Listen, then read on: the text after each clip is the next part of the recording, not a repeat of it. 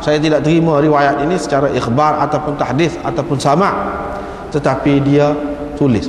Maknanya tahammul saya daripada dia tu dalam bentuk mukatabah, dalam bentuk mukatabah. Mana kedudukannya juga mana tidak kuat sangatlah, tidak kuat sangat. Itu perkara yang kedua. Perkara yang ketiga, Muawiyah bin Salam dan Ali bin Al-Mubarak, dua orang ni juga telah meriwayatkan daripada Yahya tadilah juga. Tapi dua orang ni, Muawiyah bin Salam dengan Ali bin Al-Mubarak ni, dalam riwayat dia ada sebut hatta tarawni wa alaikumus sakinah.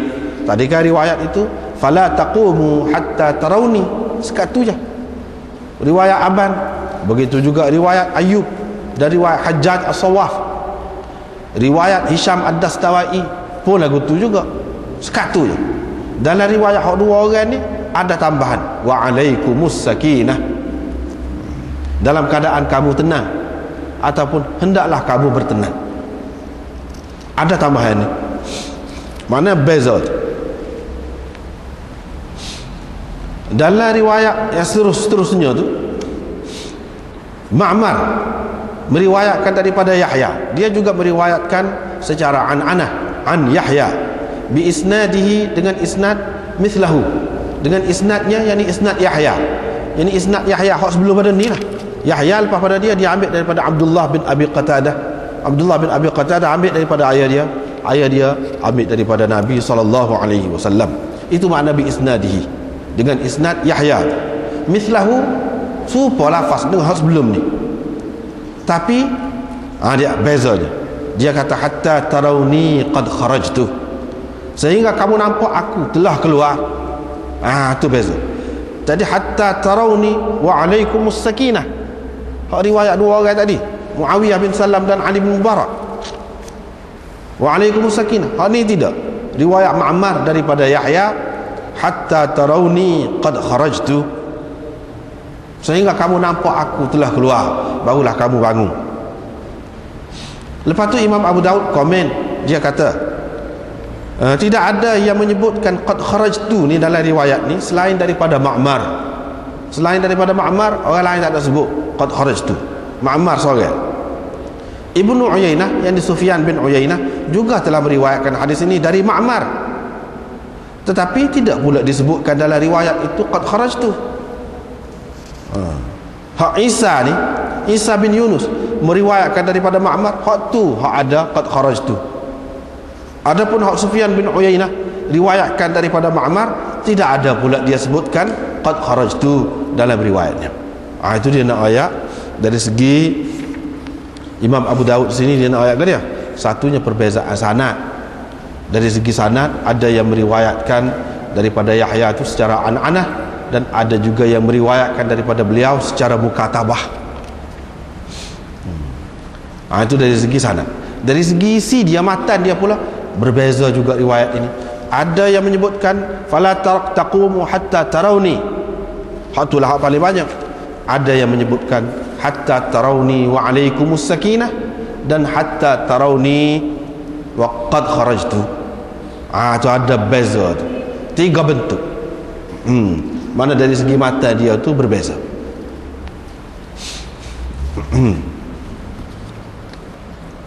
Itu dari segi isi dia. Apa maksud hadis ini? Adakah apabila telah diiqamatkan untuk sembahyang, jangan kamu berdiri sehingga kamu nampak aku? Kalau kita perhati dalam banyak lagi riwayat-riwayat yang lain, Bilal ataupun muazzin Nabi sallallahu alaihi wasallam tidak akan iqamat selagi dia tidak nampak Nabi sallallahu alaihi wasallam. Dia tu sendiri tidak iqamat, bukan orang lain. Orang lain tak nampak tu, orang lain tak nampak. Adakah dia nampak?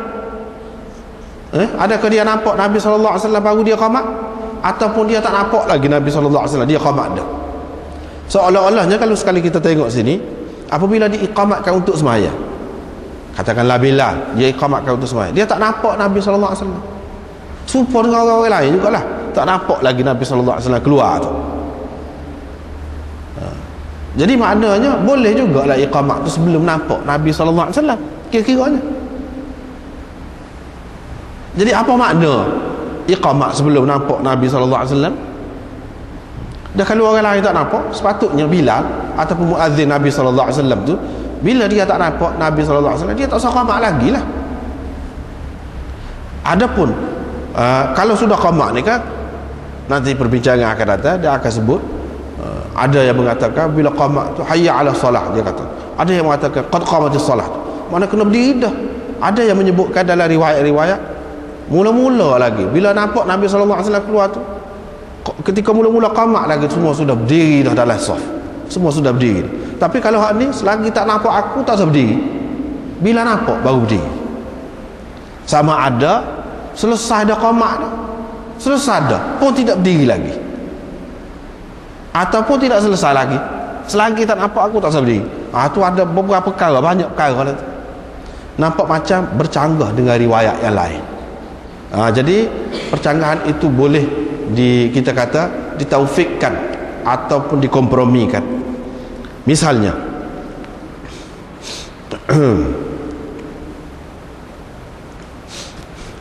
ni dalam kitab ni boleh kita tengok pada muka surat 115.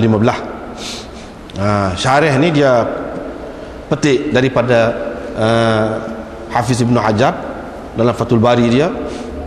Hafiz Ibn Hajar pula dia petik Qurtubi pula. Qurtubi kata, dia kata, Hafiz Ibn Hajar kata, zahir hadis ini, mengikut zahirnya seperti yang anda huraikan ni lah, sembahyang ini diiqamatkan untuk sembahyang itu sebelum Nabi SAW keluar daripada rumah dia. Maknanya Bilal pun tak nampak lagi, orang lain pun tak nampak. Dan ini bercanggah dengan hadis Jabir bin Samurah, iaitu Bilal tidak akan iqamat selagi Nabi SAW tidak keluar, yakni daripada rumah dia. Akhrajahu Muslim. Dalam Muslim ada menyebutkan hadis, bila dia tidak akan qamat kalau selagi Nabi SAW tidak keluar. Jadi apa makna hadis ni? Zahir hadis ni menunjukkan dia qamat sebelum Nabi SAW keluar. Sebab apa? Orang lain tak nampak, pas dia pun mana nampaknya? Muka dia serupa dengan orang lain juga tak nampak. Kalau orang lain tak nampak, dia pun tak nampak lah juga. Nampak bercanggah tu hadis itu. Wa yujma'u bainahuma, boleh dijamakkan kedua hadis ini, boleh dipakai kedua dengan mengatakan Bilal dia perhati keluar Nabi SAW. Sebaik saja dia kata dia nampak Nabi SAW tu keluar, tu dia iqamat sebelum orang lain nampak. Sebab dia memang duduk perhati. Orang lain tu hak masing-masing lah, duduk jauh ke.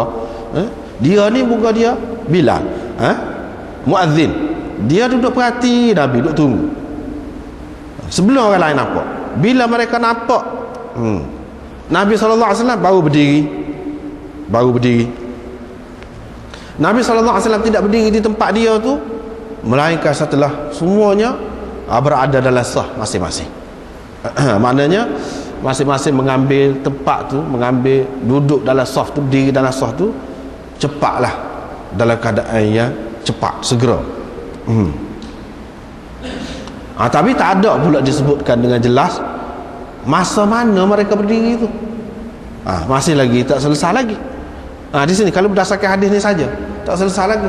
Ketika Tok Bilal ataupun muazzin tu kata gapo, perkataan mana, baru mereka berdiri. Adakah bergantung pada perkataan muazzin ataupun bergantung pada nampak imam? Hak zahirnya sini nampak imam. Walaupun muazzin tu habis dah qamat pun, kalau selagi tak nampak jangan berdiri. Itulah hak zahir. Jadi kalau kita nak kira dari segi mafhum dia, dari segi mafhum dia, kalau nampak imam bolehlah berdiri, walaupun tidak qamat lagi. Tetapi kalau nak tengok zahir dia, apabila telah diiqamatkan untuk sembahyang, maknanya qamat dah lah, bukan tak qamat lagi, tu tak termasuk tu, tak termasuk tu. Hak termasuknya apabila sudah qamat. Tapi makna sudah qamat tu selesai qamat ke tak qamat ke tidak jelas masa mana.